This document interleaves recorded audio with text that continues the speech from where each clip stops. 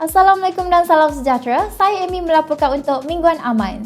Berita minggu ini dimulakan dengan Sony PlayStation 5 kini hadir untuk pasaran tempatan. Menurut Sony, set ini akan ditawarkan hanya untuk pengguna yang telah melakukan pratempahan dan tiada sebarang unit dijual di kedai fizikal. Di Malaysia, PlayStation 5 ditawarkan pada harga RM2,299 untuk versi biasa, sementara versi digital ditawarkan pada harga RM1,869. Huawei Mate 40 Pro minggu ini ditawarkan untuk pasaran tempatan. Ia dikuasakan chip Kirin 9000, kamera belakang dengan sensor utama 50MP dan bateri bersaiz 4400 mAh. Peranti ini boleh didapati pada harga RM4,299 sebuah. Selain itu, Oppo F15 juga turut diperkenalkan untuk pasaran Malaysia pada minggu ini. Peranti ini dilengkapi skrin bersaiz 6.52 inci dan juga janaan chip MediaTek Helio P35. Untuk rakaman gambar, ia menggunakan lensa 13, 2 dan 2MP. Di Malaysia, peranti ini ditawarkan pada harga RM499 sebuah. HMD Global pula mengumumkan penawaran Nokia 3.4 di Malaysia. Ia membawakan janaan chip Snapdragon 460 dan tray kamera belakang 13, 5 dan 2MP. Di Malaysia, ia ditawarkan pada harga RM599. Tidak ketinggalan, Vivo juga menawarkan Vivo Y20s untuk pasaran tempatan. Dari segi spesifikasi dalaman, ia dilengkapi chip Snapdragon 460 dan tray kamera utama 13, 2 dan 2MP. Bagi anda yang berminat, ia boleh didapati pada harga bermula RM899. Bukan itu sahaja, Vivo Y52s turut diperkenalkan untuk pasaran China. Ia dilengkapi skrin 6.5 inci, dijana chip MediaTek Dimensity 720 dan dui kamera utama 48 dan 2MP. Pada minggu ini, Oppo Reno 5 5G dan Reno 5 Pro 5G kini rasmi untuk pasaran China. Untuk model Oppo Reno 5 5G, ia membawakan janaan chip Snapdragon 765G, kuat kamera dengan sensor utama 64MP dan juga bateri berkapasiti 4300 mAh. Sementara itu, Reno 5 Pro 5G pula membawakan chip MediaTek Dimensity 1000 Plus, kuat kamera dengan sensor utama 64MP dan bateri berkapasiti 4350 mAh. Bukan itu saja, Oppo turut akan memperkenalkan Oppo Reno 5 Pro Plus 5G pada 24 Disember kelak. Apple Malaysia mula menawarkan MacBook Air, MacBook Pro dan juga Mac Mini dengan chip Apple M1. Di Malaysia, MacBook Air M1 ini ditawarkan pada harga bermula RM4,399. MacBook Pro M1 pula ditawarkan pada harga bermula RM5,599 serta Mac Mini M1 pula ditawarkan pada harga bermula RM2,999. Bagi yang berminat, ia dijangka diterima oleh pengguna sekitar 24 Disember 2020 ini. Apple telah memperkenalkan fon kepala dinamakan AirPods Max pada harga RM2,399. Ia dilengkapi chip Apple H1, menyokong pembatalan hingar serta jangka hayat bateri sehingga 20 jam. Buat masa ini, tarikh jualan peranti masih tidak diketahui. Apple pula dilaporkan akan memperkenalkan chip 8 teras dan juga 12 teras. Pada masa sama, jenama ini juga mempunyai perancangan untuk membangunkan rekaan chip sehingga 32 teras dan ia dijangka akan diperkenalkan pada 2022 kelak. Samsung pula melancarkan produk micro LED pertama yang dinamakan Samsung 100-inch micro LED. Ia merupakan televisyen pintar dengan skrin sebesar 110 inci, hadir dengan resolusi 4K dan juga dikuasakan chip micro AI processor.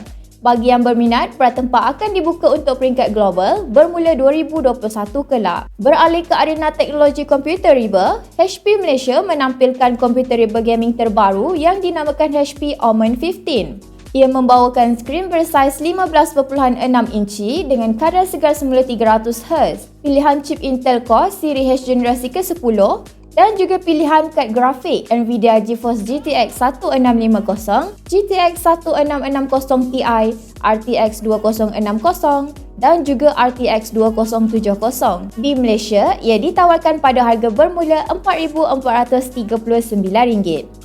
Bukan itu sahaja, sejumlah aksesori gaming turut diperkenalkan. Antaranya HP Omen 27i Gaming Monitor yang menawarkan paparan skrin 27 inci pada harga RM1,799. Jenama ini juga membawakan HP Omen by HP Citadel Gaming Chair berharga RM1,399 HP Omen Vector Mouse pada harga RM189 dan juga HP Omen Blast Headset pada harga RM319. Kesemua peranti ini boleh didapati di laman rasmi HP Malaysia. Acer Malaysia pula hadir dengan sejumlah komputer riba baharu. Ia hadir dengan Acer Swift 3 yang dilengkapi skrin 14 inci dan pilihan CPU Intel generasi ke-11. Di Malaysia, ia boleh didapati pada harga bermula RM3,299.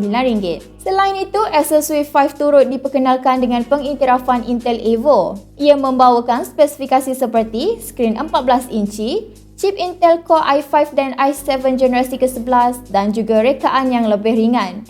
Ia boleh mula didapati pada harga bermula RM3,999. Mengenai Acer lagi, jenama ini turut memperkenalkan Acer Enduro T1 Rugged Tablet dan juga Acer Enduro Entry Rugged Notebook untuk pasaran Malaysia. Bagi yang berminat, Acer Enduro T1 ditawarkan pada harga bermula RM1,599, sementara Acer Enduro Entry pula berharga RM4,699 untuk model Intel Core i5 dan RM5,699 pula untuk model Intel Core i7. Amas Fitbit View juga kini ditawarkan untuk pasaran tempatan. Ia hadir dengan spesifikasi skrin 1.43 inci, bateri 225mAh dan juga hadir dengan 60 mod sukan berbeza. Kepada anda yang berminat, anda boleh mendapatkannya pada harga RM289 seutas. Seterusnya, Xiaomi Mi Watch Lite dijangka hadir untuk pengguna tempatan. Ia hadir dengan skrin bersaiz 1.4 inci, bateri sebesar 230mAh dan juga sokongan 11 mod sukan berbeza. Buat masa ini, tiada butiran lanjut mengenai penawaran harga peranti. Dalam berita teknologi global pula, pihak Federal Trade Commission Amerika Syarikat telah menyaman Facebook kerana tindakan monopoli. Injeksi akan dikenakan ke atas Facebook untuk melepaskan pegangan ke atas Instagram dan juga WhatsApp serta aset-aset yang lain. Selain itu, notis perlu diberikan sebelum melakukan pembelian ataupun penggabungan. Selain itu, pengasas Cydia juga memfailkan saman ganti rugi terhadap Apple. Ini disebabkan taktik monopoli untuk memasarkan aplikasi iOS dan juga proses jailbreak yang menyukarkan penawaran aplikasi di luar App Store.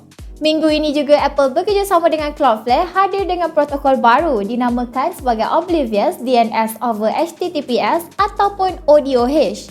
Melaluinya, sekuriti dan informasi kini disulitkan. Seterusnya, Apple dan Google minggu ini mengumumkan akan mengambil langkah untuk mengharamkan aplikasi yang menyertakan penjejak lokasi dari Xmode. Google dikatakan memberikan 7 hari untuk pembangun membuang penjejak Xmode dari aplikasi, sementara Apple pula memberikan masa sekitar 2 minggu. Huawei pula bekerjasama dengan syarikat teknologi kecerdasan buatan McVie untuk membangunkan sistem pengecaman wajah orang Uyghur yang dinamakan Uyghur Alam. Setakat ini, Huawei belum lagi mengeluarkan kenyataan mengenai peranan mereka di dalam menguasakan sistem pengecaman wajah ini.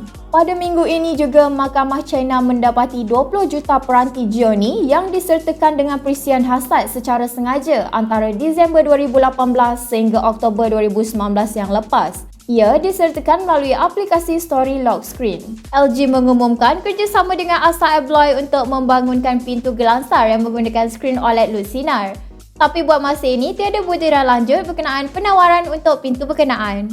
Selain itu, LG juga dilaporkan tidak akan mengeluarkan peranti kelas rendah dan pertengahan pada masa akan datang. Mereka akan menggunakan khidmat ODM untuk menghasilkan peranti yang kemudiannya dijenamakan semula. Seterusnya, Nokia bakal melancarkan Nokia PureBook untuk pasaran India. Ia merupakan komputer riba pertama di bawah jenama Nokia yang dijangka akan menawarkan spesifikasi berkuasa tinggi. Honor di dalam perbincangan akan menggunakan chip Qualcomm menjelang 2021. Selepas tidak lagi di bawah naungan Huawei, mereka tidak lagi mendapat akses kepada chip kirim. Sony pula mengumumkan pengambil alihan Crunchyroll pada nilai $1.17 bilion.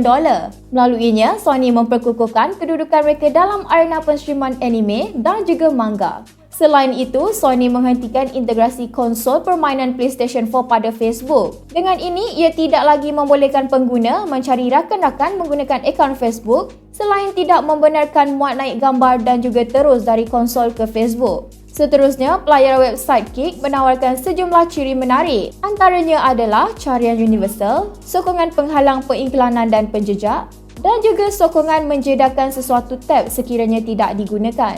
IKEA kini mengumumkan penamatan pencetakan katalog dan akan mula beralih ke arena digital. Dengan penamatan ini, pengguna perlu menyemak web untuk mendapatkan idea dan inspirasi untuk reka hias ruang dalaman. Everest mencatatkan ketinggian setinggi 8,848.86 meter. Ketinggian ini dilihat 0.86 meter lebih tinggi berbanding ketinggian rasmi sebelum ini. Bacaan ini diambil melalui pemancar dengan GPS yang diletakkan pada puncak Everest tahun lalu.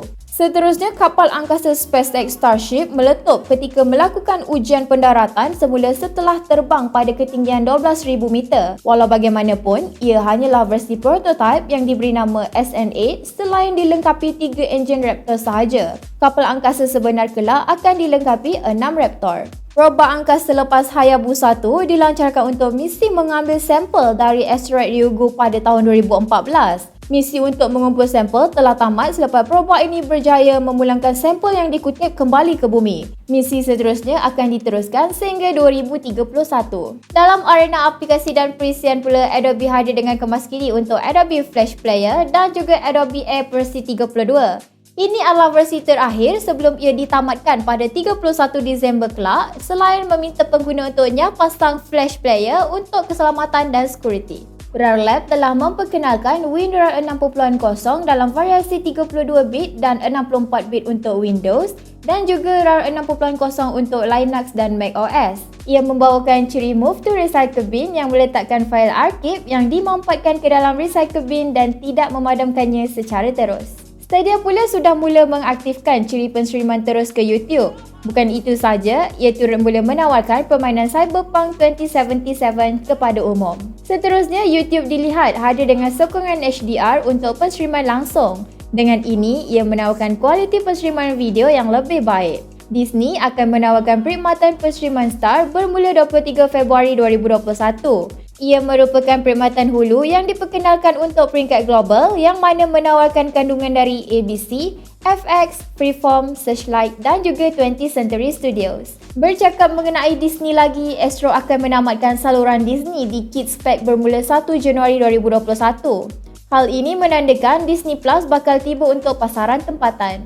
WhatsApp juga dilihat menambah ciri bakul pembelian dalam aplikasi kepada semua pengguna. Melaluinya, pengguna boleh melakukan proses membeli belah dengan efektif dengan hanya melayari katalog dan menghantar pesanan dalam hanya satu mesej sahaja. Tashengo e-wallet telah mula menawarkan pautan ringkas untuk memudahkan para pekedai menerima bayaran di kedai di Instagram dan juga Facebook. Melaluinya, pengguna perlu menampilkan penyata bank dan juga gambar perniagaan. Sementara Shopee pula kini menawarkan sokongan keahlian khusus untuk pembelian melalui Shopee Mart. Bagi yang berdaftar, mereka akan menerima diskaun tambahan sebanyak 10%, tambahan voucher diskaun dan juga voucher penghantaran percuma. Miss Nina kini memperkenalkan aplikasi hidup Muslim terbaru iaitu Qalbi App. Menerusinya, pengguna boleh mendapatkan informasi berkenaan waktu solat, petunjuk arah kiblat, himpunan doa dan juga ayat Al-Quran berserta terjemahan. Ia kini boleh dimuat turun di Play Store dan juga App Store. Sementara di dalam berita teknologi Malaysia, Google mengeluarkan senarai carian popular di enjin carian berkenaan sepanjang tahun 2020.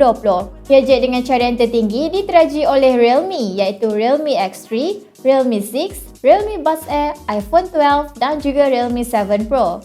Sementara individu dengan carian tertinggi ialah Joe Biden, Kamala Harris, Kim Jong-un, Donald Trump dan juga Puris. Manakala untuk resepi, carian yang tertinggi adalah Dalgona Coffee, Dalgona Milo dan Biscoff Cheesecake. Selain itu, Netflix turut berkongsi mengenai data penstreaman mereka di Malaysia. Ia menyaksikan pengguna Malaysia lebih banyak menonton dokumentari dan anime. Antara yang popular termasuklah dokumentari Tiger King dan Blackpink, sementara anime yang popular adalah Pokemon.